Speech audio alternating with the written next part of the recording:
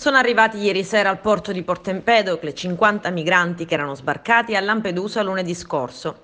Dopo le visite di rito alla presenza delle forze dell'ordine, sono stati trasferiti poi al centro SPRAR di Pozzallo in provincia di Ragusa.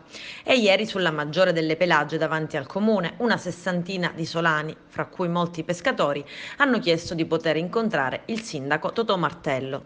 Hanno gridato e recriminato affinché nessuno, specie adesso ai tempi del coronavirus, arrivi sull'isola.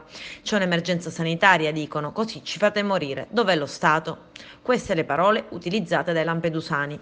Sul posto sono arrivati i carabinieri, la polizia e la Guardia di Finanza. Il sindaco Martello li ha a un certo punto incontrati e, dando loro ragione, ha provato a rassicurarli. A Lampedusa nei giorni scorsi sono approdate altre decine di migranti. Il centro d'accoglienza in Contrada Imbriacola è saturo.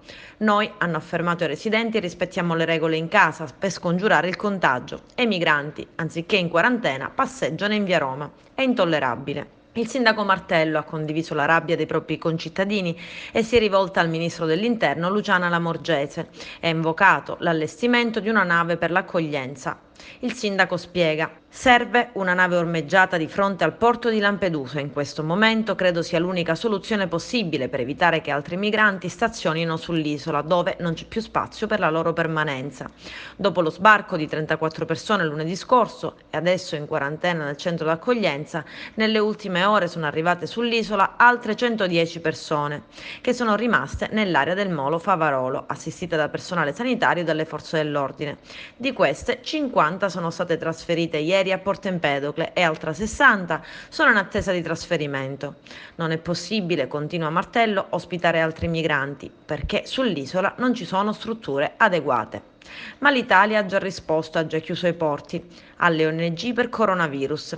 Il fatto è che proprio per l'emergenza sanitaria in atto i porti italiani non assicurano i necessari requisiti per la classificazione e definizione di luogo sicuro, in virtù di quanto previsto dalla Convenzione di Asburgo sul salvataggio marittimo per i soccorsi effettuati da navi con bandiera straniera al di fuori dell'area SAR italiana e quanto prevede un decreto che punta a evitare l'arrivo di navi di soccorso straniere con migranti. Il decreto è valido per l'intero periodo dell'emergenza. Il provvedimento reca la data 7 aprile 2020.